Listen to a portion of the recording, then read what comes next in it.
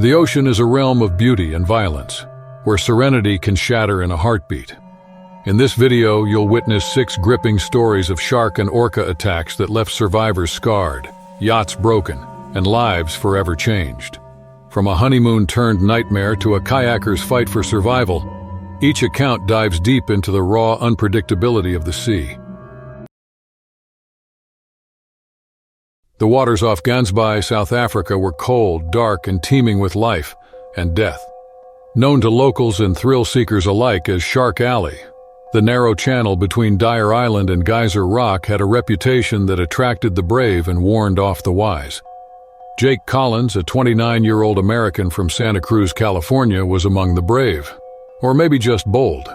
An experienced free diver with a passion for shark conservation and deep-water exploration, he had traveled to South Africa in the summer of 2022 with one goal in mind: to experience Shark Alley unfiltered, without the safety of cages or crews. Jake was no novice.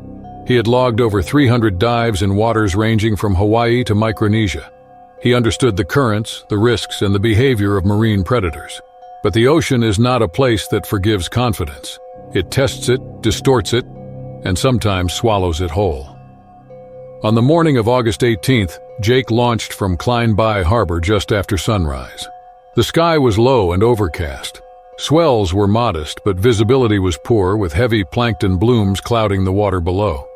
Locals advised against diving that day, noting a spike in great white activity in the area and the presence of seal carcasses near the shoreline, an ominous sign. Still, Jake pressed on alone in a rented skiff, his GoPro mounted and gear packed in tight formation. He left no message behind, no emergency signal, and no sign of hesitation. His dive log, found later in the boat, marked his intended descent to 25 meters just south of Dyer Island. There were no records past that. The boat was found drifting aimlessly by noon, its engines silent, anchor lines loose. Search and rescue teams scoured the area for the next 24 hours. Helicopters combed the coastline. Divers searched the reefs and caves, but there was no trace of Jake, not even a broken fin. It wasn't until the following afternoon that fishermen hauling in lines from deeper waters near Danger Point brought up a massive great white, 20 feet long, weighing nearly 2,400 kilograms. The shark had taken the bait with unusual aggression, thrashing violently during the final moments of the catch. The men noticed something disturbing as they hauled the creature onto the deck. Its bloated stomach sagged grotesquely, abnormally distended even for a predator of that size. Marine biologists from a local shark research program were alerted. What they found confirmed what no one wanted to believe.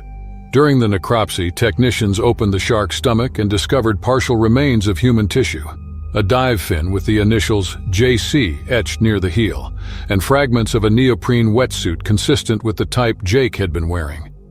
The serial number on the dive knife handle matched the one he had rented from the harbor shop.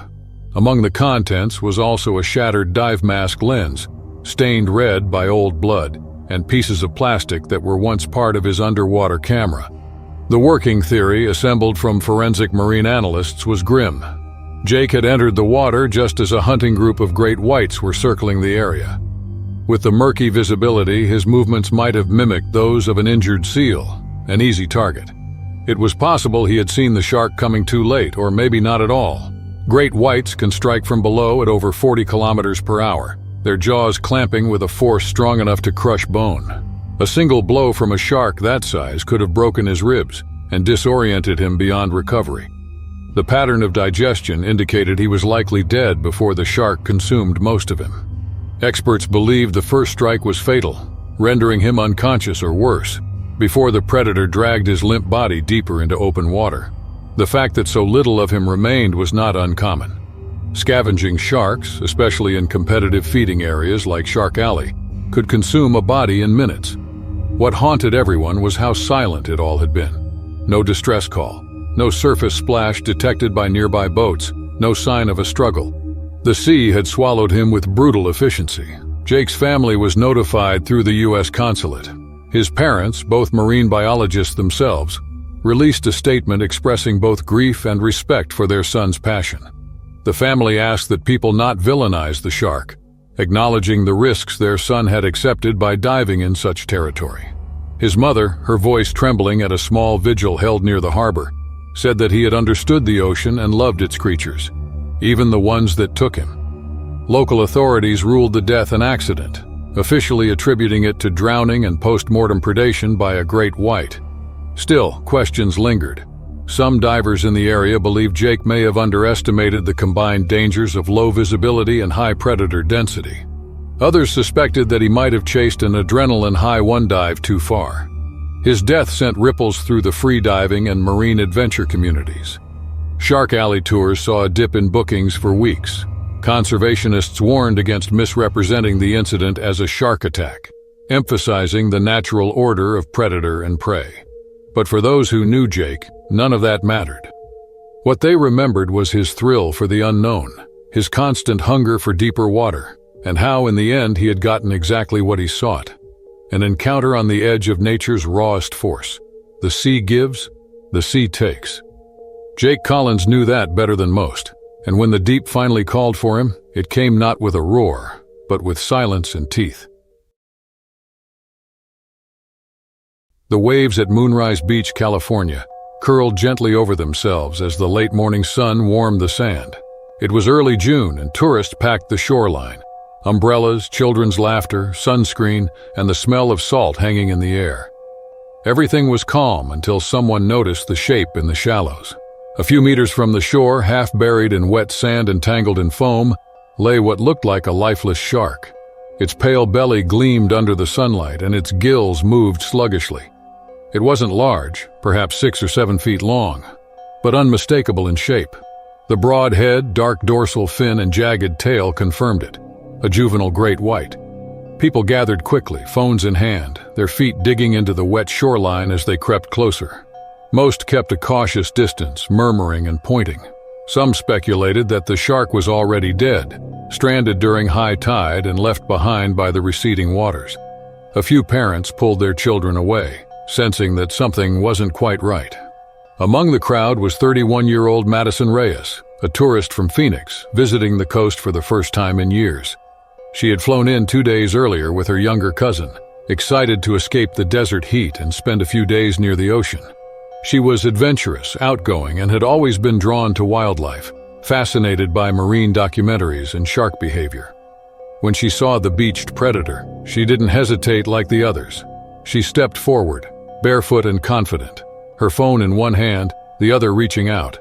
Someone behind her warned her not to get too close, but she kept going, convinced the animal was already dead or dying. The shark's mouth hung slightly open and its body appeared still. Its eyes were dull, black orbs that didn't blink or move. She stood beside it for a moment, crouched down and reached out toward its dorsal fin. She wanted a photo, proof of a once-in-a-lifetime moment, standing next to a great white touching its skin. Her hand brushed the fin gently. She smiled as her cousin snapped the picture, and then the shark moved. In an instant it twisted violently, its body convulsing as sand exploded from beneath it. The tail thrashed, the head jerked sideways, and the jaws opened wide, latching onto Madison's left forearm with stunning speed. The teeth, serrated and razor-sharp, sank deep into muscle and tissue. The crowd screamed. A wave of panic swept the shoreline as people backed away. Blood splattered across the sand and water as Madison collapsed to her knees, her body half pulled toward the writhing shark. Her cousin froze, unable to process what was happening. Lifeguards on duty reacted immediately. 2 sprinted down from the tower, one carrying a rescue board. They waded into the surf, pushing the shark's body aside, trying to free the woman from its jaws. The shark clamped down again, its grip crushing bone, refusing to let go even in its weakened state. The rescuers wedged the board between its jaws, forcing leverage into the mouth. After seconds that felt like an eternity, the shark released. One guard pulled Madison back, blood pouring from her shredded arm. Her skin was pale, her lips trembling, and she barely stayed conscious. Paramedics arrived within minutes. The wound was devastating. Deep lacerations, torn muscle, heavy blood loss. They applied pressure, wrapped her arm tightly, and lifted her onto a stretcher. The sand was streaked with red, the crowd still watching in horror as the ambulance sped away, sirens wailing. Madison underwent emergency surgery at a nearby trauma center. Doctors fought to repair the damage, tendons, veins, and nerves severed by the shark's bite. She survived, but the injury left her with long-term damage. Full use of her hand was uncertain, and months of rehabilitation would follow. Marine biologists and wildlife officers arrived shortly after the scene had cleared.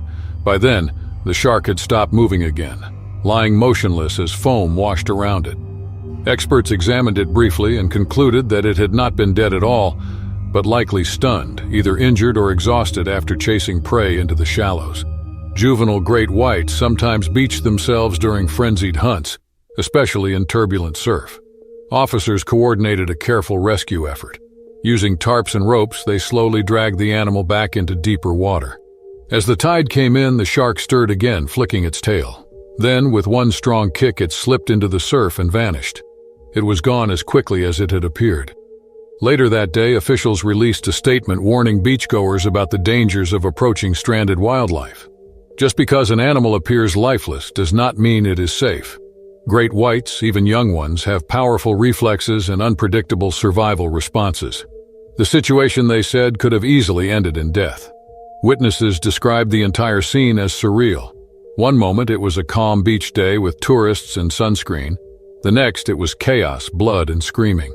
Many said they would never forget the sight of the shark springing to life, or the sound Madison made as it bit into her.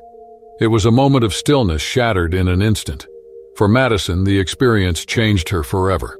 Though she had always admired sharks from a distance, she admitted later that she had underestimated them, misjudged the signs, convinced herself that nature could be tamed just long enough for a picture. The pain she endured, both physical and emotional, stayed with her as a reminder that the ocean, like all wild places, demanded respect. In the end, the shark had acted not out of malice but instinct. Stranded, vulnerable, and panicked, it had struck at the nearest stimulus. A hand brushing against its fin was all it needed to react. The beach reopened the next day with new warning signs placed at the entrance.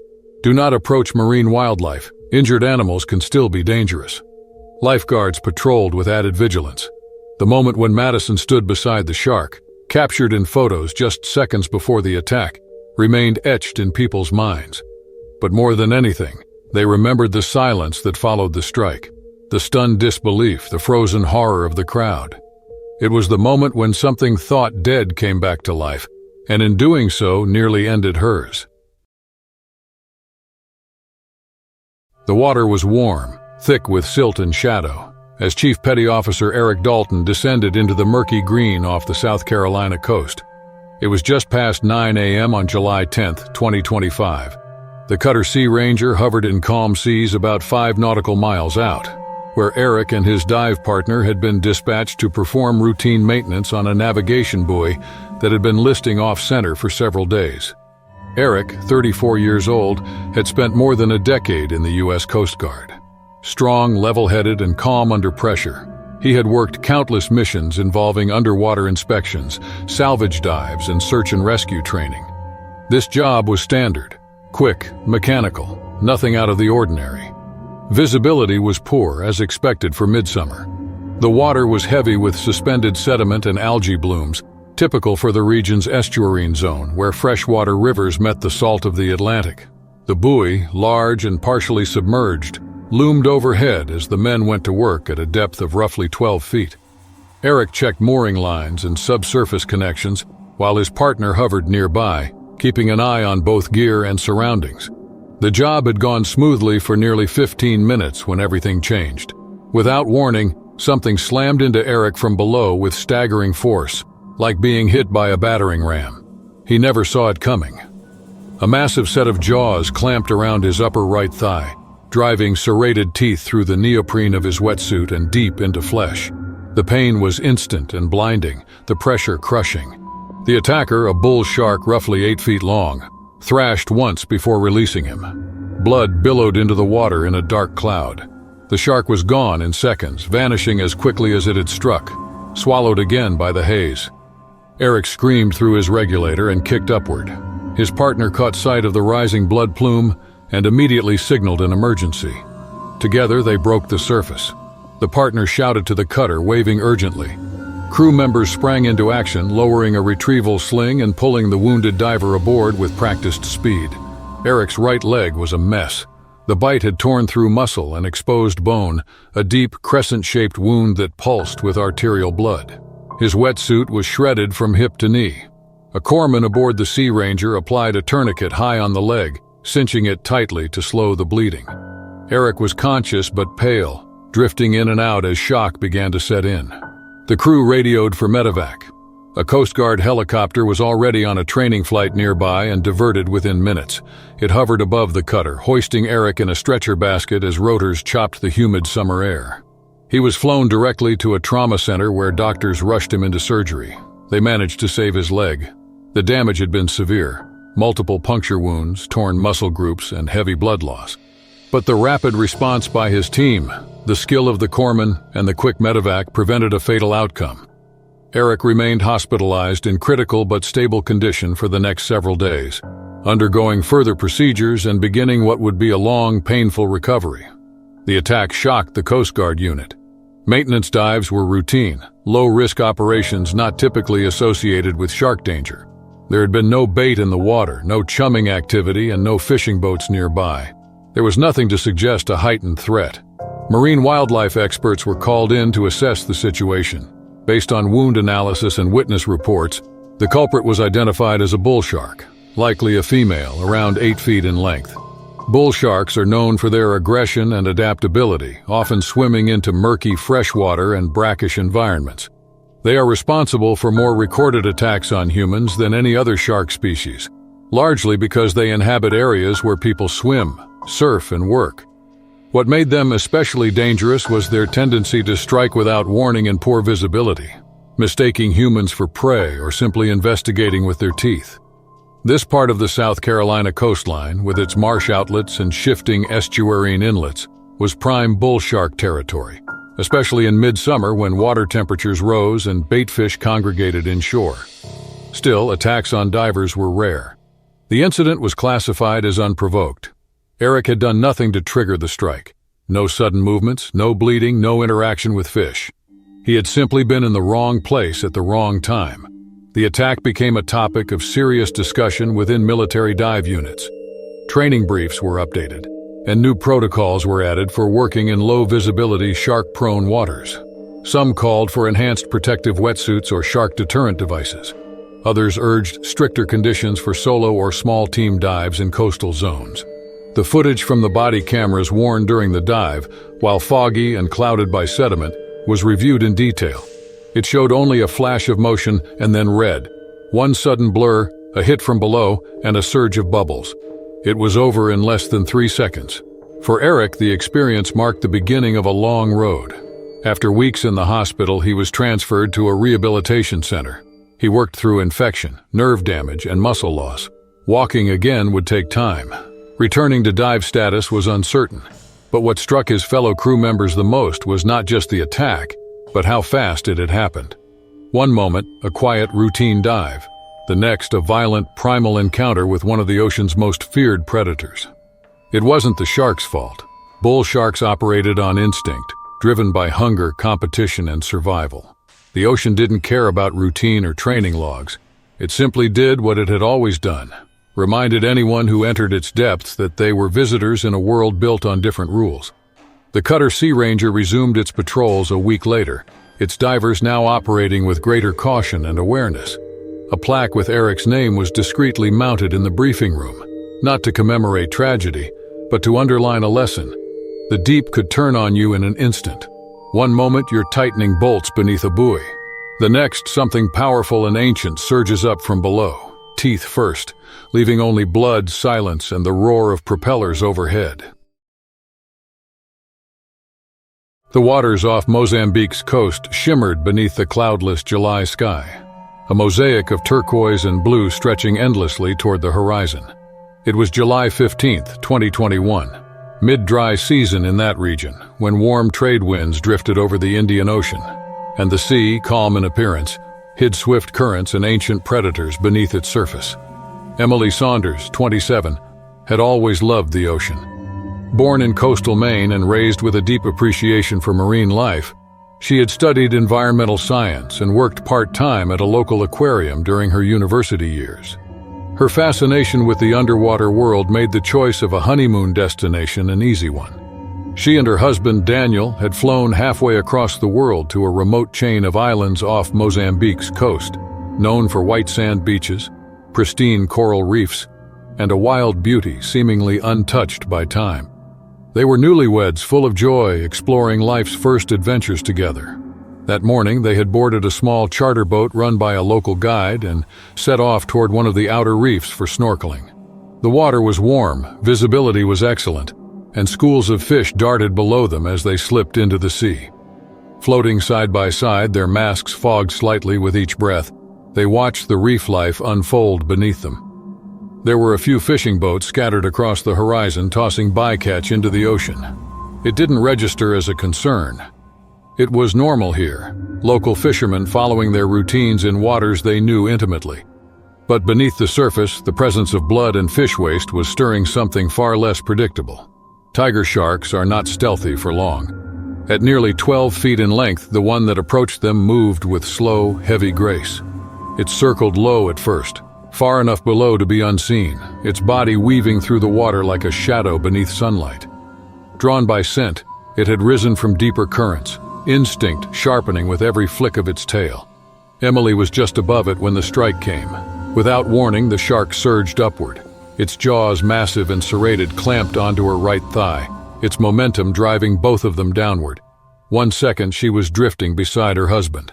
The next, she was yanked beneath the surface in a cloud of white spray and red mist. Daniel turned in time to see her body vanish into the blue, dragged violently away. He kicked down frantically, arms outstretched, trying to follow. But the water below was darkening, stained with blood. Her snorkel gear floated upward, her mask split in two, rising slowly toward the surface. He screamed through his snorkel, tearing it off, gulping air and diving again, heart pounding as panic replaced reason. But she was gone. No thrashing, no movement. Just silence and emptiness, broken by the sound of his own breaths and the salt stinging his throat. The charter crew pulled him from the water seconds later. His hands were shaking, his skin pale. He collapsed on the deck, screaming her name, pointing to the spot where it had happened.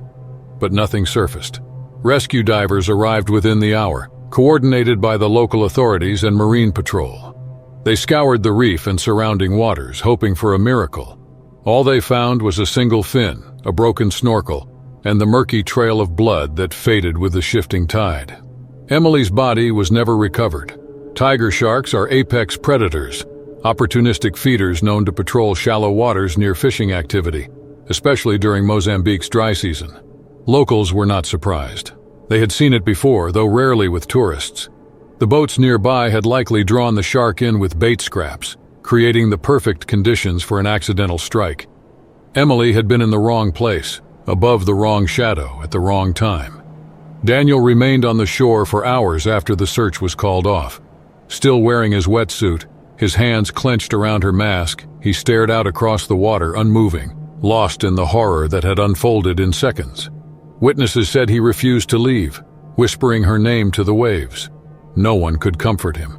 He was locked in a loop, replaying the image of her being taken, vanishing into the sea without a sound. Their dream had turned into something unspeakable. They had arrived just 3 days earlier, full of hope, planning beach dinners, snorkeling adventures, and long walks under the stars.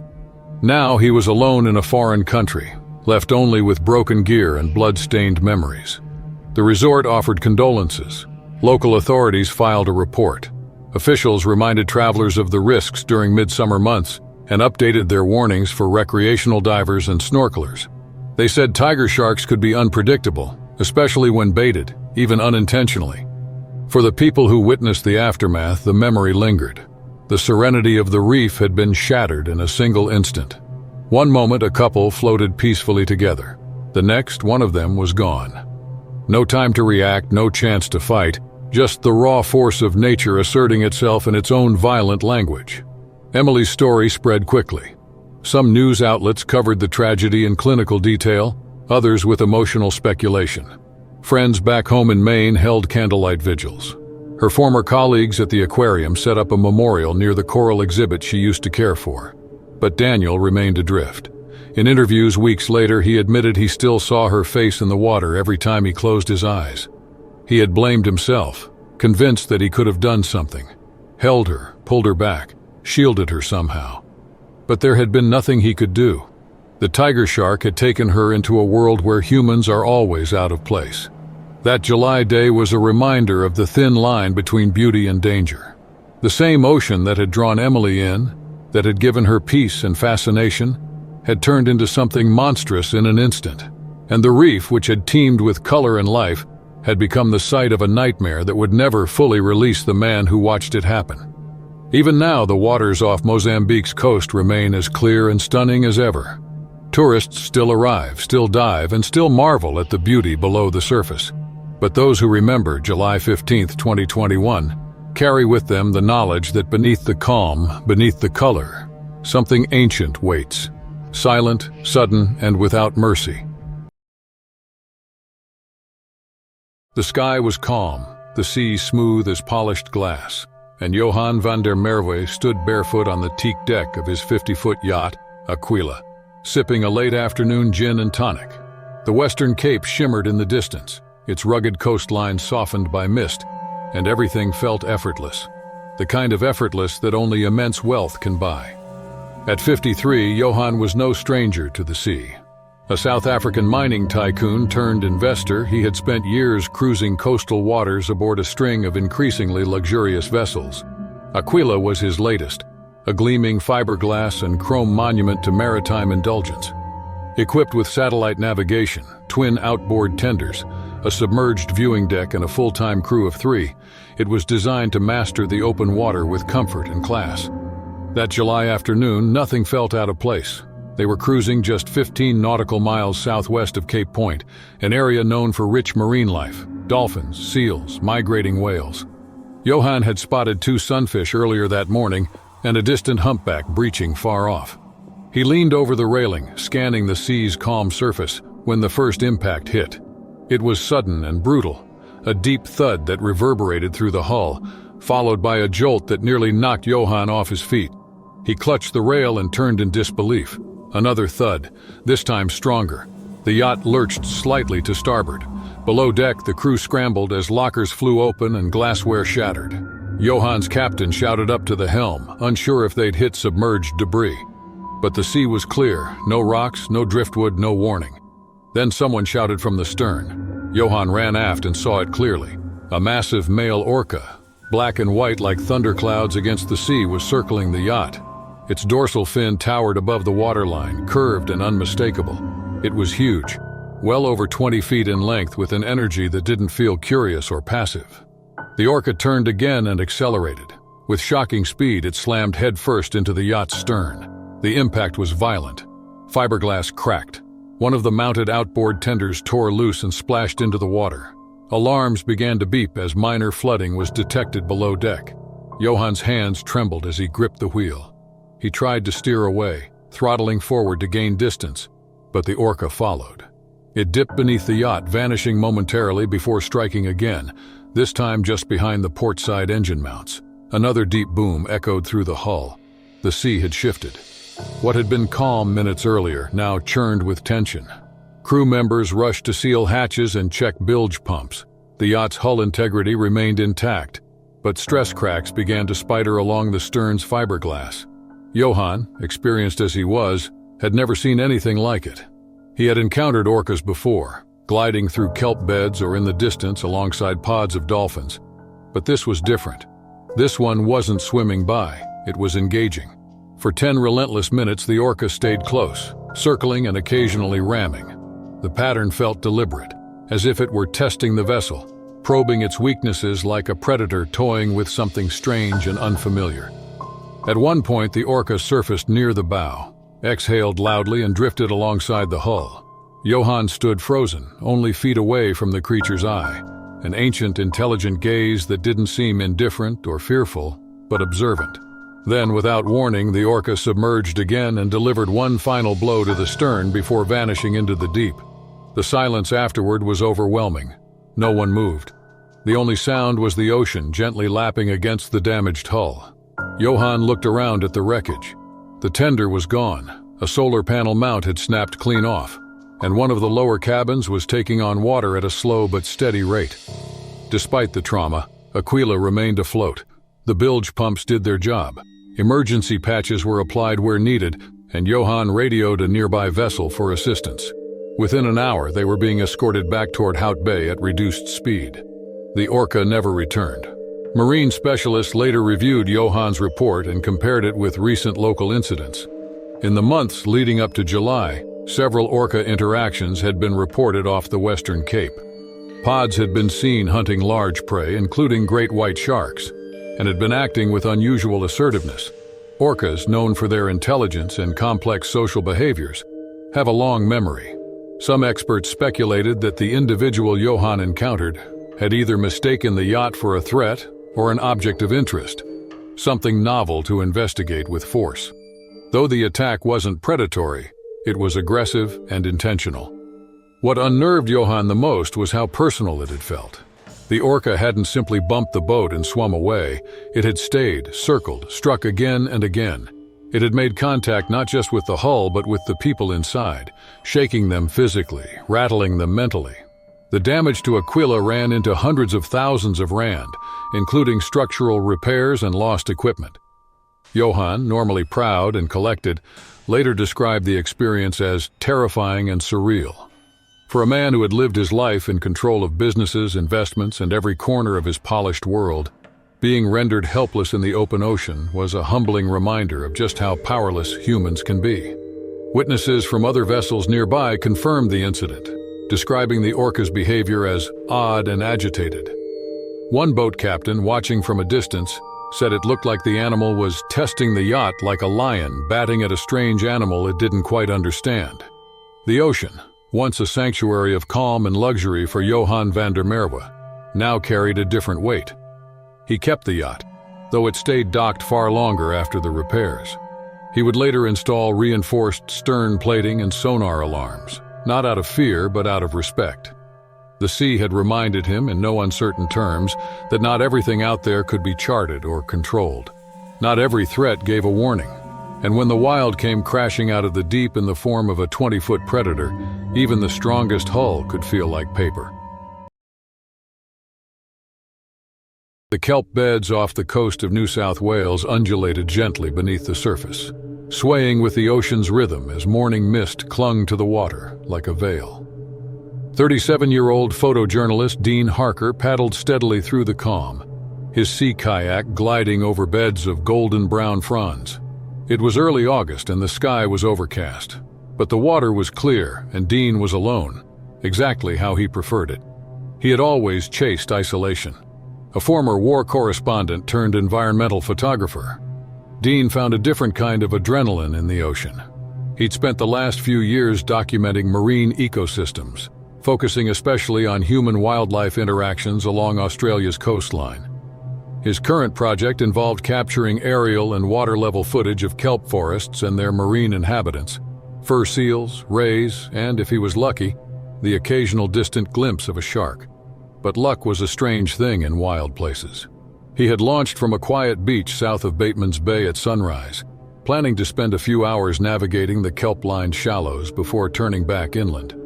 His kayak, custom-fitted with gear mounts and a stabilized GoPro setup, was well-balanced, allowing him to stand briefly or rotate for wide-angle shots. He had seen a few dolphins earlier and had just finished filming a curious group of blue gropers when he noticed a strange shift in the water behind him, a disturbance, a ripple in an otherwise still expanse. Then the fin. Tall, curved, and slicing silently through the water, it trailed him at a slow pace, cutting a wide arc behind the kayak. Dean froze. The fin belonged to a great white. There was no mistaking its size or profile. It wasn't charging, not yet. But it was close. Closer than any predator had ever been in his years on the water. He tucked his camera into its dry case and tightened the straps across his chest. The paddle trembled in his hands, his arms suddenly aware of how exposed he was. With every breath, he could feel his heartbeat pounding in his ears. The shark closed the distance faster than he expected. With no splash, no warning, it surged forward and slammed into the underside of the kayak, a direct, crushing hit that cracked fiberglass and launched a geyser of spray into the air. The kayak rocked hard. Dean leaned instinctively into the roll, fighting for balance. He gritted his teeth, gripping the paddle as the hull groaned beneath him. Then came the bite. The shark rose from beneath, jaws clamping down not on him but on the paddle, snapping it in half like dry wood. Dean reeled from the shock, the remaining half of the paddle yanked from his grip and gone. The shark retreated again, circling wide, dragging his shadow along the edges of Dean's vision. Then it came back. This time it struck high, smashing its snout against the kayak's stern and tipping the bow upward. Dean was thrown against the frame, nearly overboard. As he scrambled to regain his seat, the shark lunged again, this time aiming for him directly. Its teeth closed on his left forearm, slicing through his wetsuit, tearing skin and severing tendons. Pain exploded up his arm as blood sprayed into the water. The shark let go and drifted backward, watching. Dean, trembling and slick with blood, managed to fumble open his flare canister. He pulled the tab and fired, but the flare sputtered, fizzled, and died almost instantly, hissing into the water without gaining altitude. Now bleeding heavily, Dean jammed his wounded arm against his side and scanned the horizon. There was no land in sight, no other kayakers, no vessels nearby. Just the kelp, the clouds, and the predator circling beneath him. He slapped the side of the kayak with his good hand, hoping the noise would confuse the shark or startle it. It didn't work. The shark rammed the hull again, less forcefully this time, but enough to jolt him. The bow lifted and fell as if the kayak were floating atop a living sea. He reached for his emergency whistle and blew as hard as he could. The shrill sound echoed, but nothing answered. Time blurred. The shark circled wide, then disappeared for nearly a full minute. Every second dragged, Dean's mind racing with worst-case scenarios, his strength draining rapidly from the blood loss. Then, distant and faint, came the low rumble of an engine. A fishing trawler, small, maybe 200 meters off. Dean stood awkwardly in his kayak, wobbling as he waved frantically with his good arm, his voice raw as he shouted. The shark appeared again just behind him, gliding like a submarine, eyeing the movement. Then the boat turned. The fishing vessel roared forward, cutting the distance as its crew saw the frantic gestures and broken kayak. One of the deckhands pointed, shouting. As the boat neared, the shark made one last pass beneath Dean, bumped the kayak's underside, and vanished. The trawler pulled alongside, and the crew hauled Dean aboard, pressing rags against his mangled arm and radioing for emergency services. He lay on the deck, eyes unfocused, face pale as his blood pooled beside the ice chests. The fishermen worked quickly, tying cloth strips into a crude tourniquet and wrapping the wound in cold towels. The Coast Guard met them halfway to shore, airlifting Dean by helicopter to the nearest trauma center. Doctors later confirmed the bite had severed 2 major tendons and shredded multiple muscle groups. Only through fast action and a calm response had he avoided fatal blood loss. GoPro footage retrieved from the kayak told the story in brutal clarity. The shark's behavior was deliberate, calculated, not frenzied, but persistent. Marine experts who reviewed the footage said the great white appeared to be testing the kayak, uncertain if it was prey, threat, or competition. It hadn't fed. It had sampled, investigated, and retreated. For Dean, the attack was a near-death experience that redefined his relationship with the ocean. He had spent years documenting nature's beauty and rawness, but this was the first time he had been pulled into it, not as an observer, but as prey. He would later return to the water, but never alone, and never without remembering the silence that comes before the strike, the slow ripple of a fin and how close the wild can truly come.